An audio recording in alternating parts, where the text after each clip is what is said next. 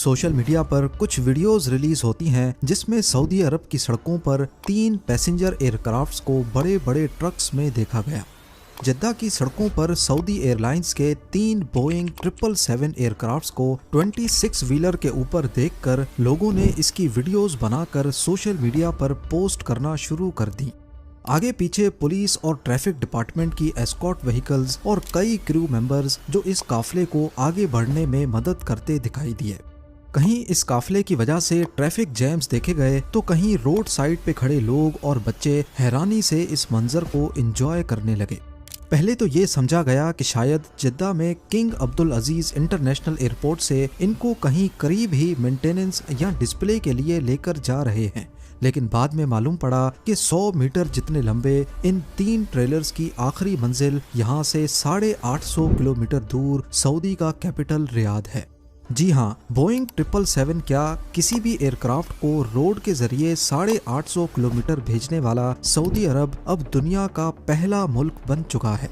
इससे पहले ये रिकॉर्ड 2004 में यूरोप में बनाया गया जब एक कॉन्कोर्ड को हीथ्रो एयरपोर्ट से स्कॉटलैंड के म्यूजियम ऑफ फ्लाइट तक भेजा गया। इस सफर में 643 किलोमीटर का फासला तय हुआ था, लेकिन सऊदी अरब ने एक नहीं बल्कि 3 बोइंग 777 को इतने लंबे फासले तक भेजकर एक नया वर्ल्ड रिकॉर्ड बना लिया है। सिर्फ वर्ल्ड रिकॉर्ड ही नहीं बल्कि सऊदी अरब का ये एक सोचा समझा मार्केटिंग स्टंट था जो शायद काफी हद तक कामयाब भी हो चुका है। आइए इस मामले की गहराई तक जाकर ये जानने की कोशिश करते हैं कि आखिर ये सारा माजरा क्या है। ज़ेम टीवी की वीडियोस में एक बार फिर से खुशामदीद।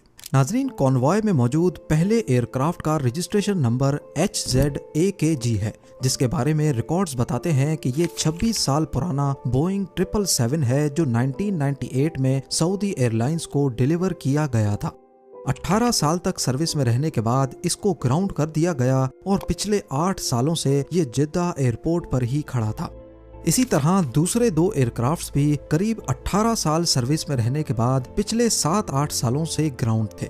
इन तीनों एयरक्राफ्ट्स ने अपनी सर्विस लाइफ के दौरान 50,000 घंटों तक फ्लाई किया है।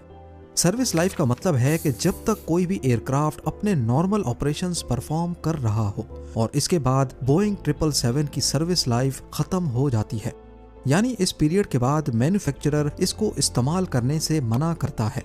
तो क्या इस पीरियड के बाद जहाज ज़ाया हो जाते हैं? नॉर्मली जब भी एयरक्राफ्ट्स अपनी सर्विस लाइफ पूरी कर लेते हैं तो इनको एयरक्राफ्ट बोन यार्ड्स में पार्क कर दिया जाता है।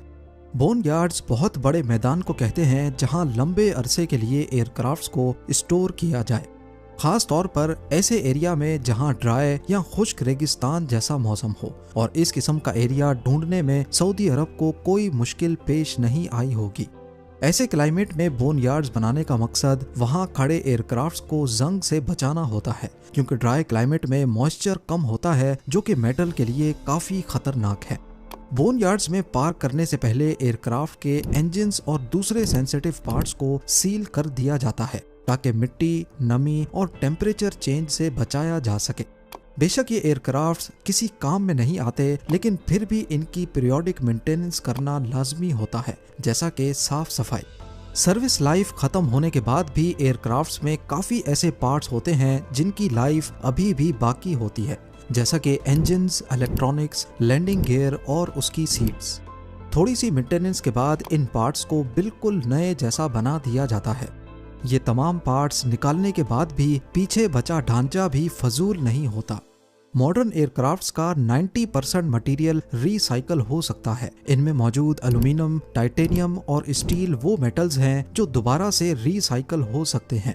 सर्विस लाइफ खत्म होने के बाद पहले देखा जाता है कि प्लेन की कंडीशन क्या है।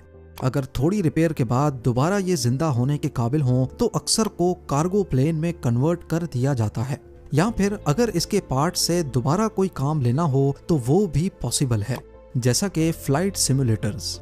ये सिमुलेटर्स पायलट्स की ट्रेनिंग के काम आते हैं और इनमें से ज्यादातर को ग्राउंड हुए प्लेन्स के कॉकपिट को कन्वर्ट करके बनाया जाता है। इन सब यूजेस के अलावा ग्राउंड हुए प्लेन्स को दुनिया भर में टूरिस्ट अट्रैक्शन के लिए इस्तेमाल करना भी बहुत कॉमन है, जैसा कि होटल्स, कैफेज और म्यूजियम्स। पर यह डिपेंड करता है कि जो टूरिस्ट अट्रैक्शन के लिए इस्तेमाल करना चाहता है वो एयरक्राफ्ट ट्रांसपोर्ट करने में कितना खर्चा बर्दाश्त कर सकता है। जाहिर है अगर किसी को एयरप्लेन रेस्टोरेंट खोलना है वो पहले तो उसको खरीदने के पैसे देगा और उसके बाद उसको ट्रांसपोर्ट करने का खर्चा अलग, क्योंकि ग्राउंड हुआ प्लेन टुकड़ों टुकड़ों में बाय रोड या बाय ट्रेन भेजना ही पॉसिबल है। सऊदी गवर्नमेंट ने भी इन 3 बोइंग 777 एयरक्राफ्ट्स को इसी मकसद के लिए इतना दूर भेजने का फैसला किया, जिसमें 850 किलोमीटर तक होने वाला ट्रांसपोर्ट पे खर्चा उनके लिए इतना मैटर नहीं करता। असल में इन प्लेन्स की मंजिल है रियाद सीजन 2024।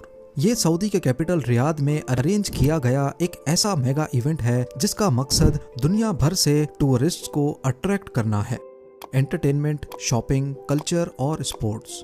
इस रियाद सीजन को आगे मुख्तलिफ 14 जोन्स में डिवाइड किया गया है, जिसमें boulevard world, boulevard city, kingdom arena, wonder gardens, जू, ड्यून्स, स्टूडियो टूर और सबसे नया बुलेवार्ड रनवे भी शामिल किया गया है।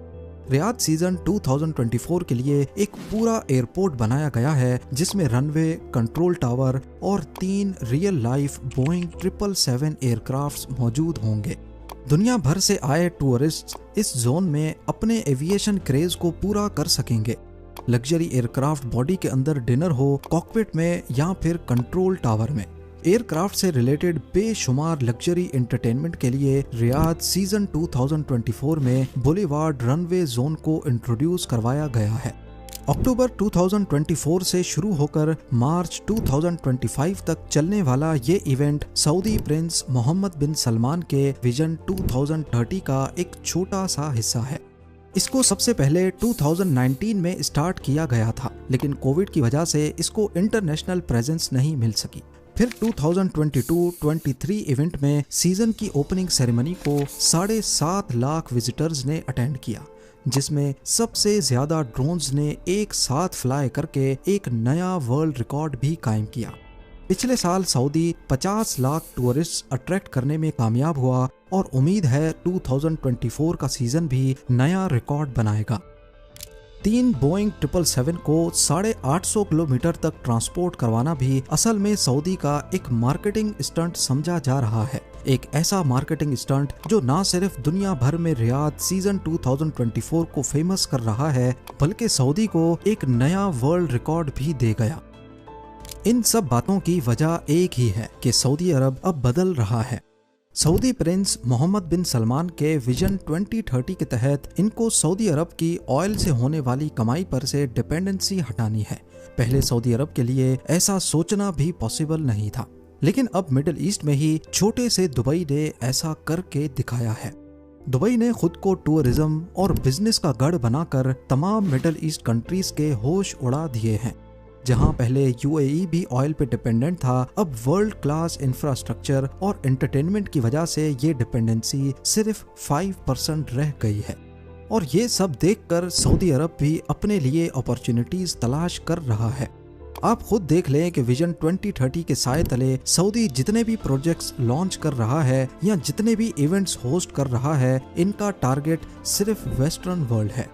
फिर चाहे वो $500 बिलियन का नियोम प्रोजेक्ट हो या द रेड सी प्रोजेक्ट, जिसमें 50 लग्जरी होटल्स और 1000 विलास बनाए जा रहे हैं, कुछ साहिल पे और कुछ रेड सी में बने आइलैंड्स पर। इंटरनेशनल इवेंट्स की बात की जाए तो 2025 में सऊदी अरब फार्मूला ई प्री होस्ट करने जा रहा है और 2020 से दक्कर रैली भी सऊदी ही होस्ट कर रहा है, जिसमें ऑफ रोडिंग ड्राइवर्स को मुश्किल रास्तों से होकर 800 किलोमीटर का ट्रैक पूरा करना होता है, वो भी सिर्फ एक दिन में। और ये तो सब जानते हैं कि बंजर और ऑफ रोडिंग ट्रैक्स की सऊदी के पास कोई कमी नहीं। जिद्दा से रियाद सऊदी एयरलाइंस के 3 बोइंग 777 का ये सफर किसी भी तरह से आसान नहीं था। सबसे पहला टास्क तो एयरक्राफ्ट्स को ट्रांसपोर्ट के लिए तैयार करना था, जिसमें प्लेन के विंग्स और टेल को निकाला गया और पीछे बचा सिर्फ फ्यूजलाज। एक फ्यूजलाज 200 टन वजनी, जिनको उठाने के लिए स्पेशल क्रेन्स का बंदोबस्त किया गया। लिफ्ट करने के लिए स्पेशल नायलॉन बेल्ट्स का इस्तेमाल हुआ ताकि बॉडी पर स्क्रैचेस ना आए। बड़ी एहतियात से बारीक कैलकुलेशंस के बाद 2 क्रेन्स ने मिलकर एक फ्यूजलाज को ऊपर उठाकर 26 व्हीलर के ऊपर रख दिया। ये कहलाता तो 26 व्हीलर है, लेकिन असल में इसमें 104 टायर्स होते हैं।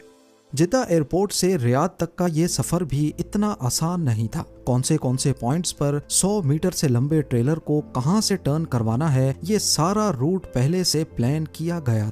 कुछ रोड्स पर नॉर्मल ट्रैफिक को रोड से उतारकर ऑफ रोड ट्रैक से गुजारा गया ताकि कॉन्वॉय को मसला ना हो और ट्रैफिक भी चलता रहे।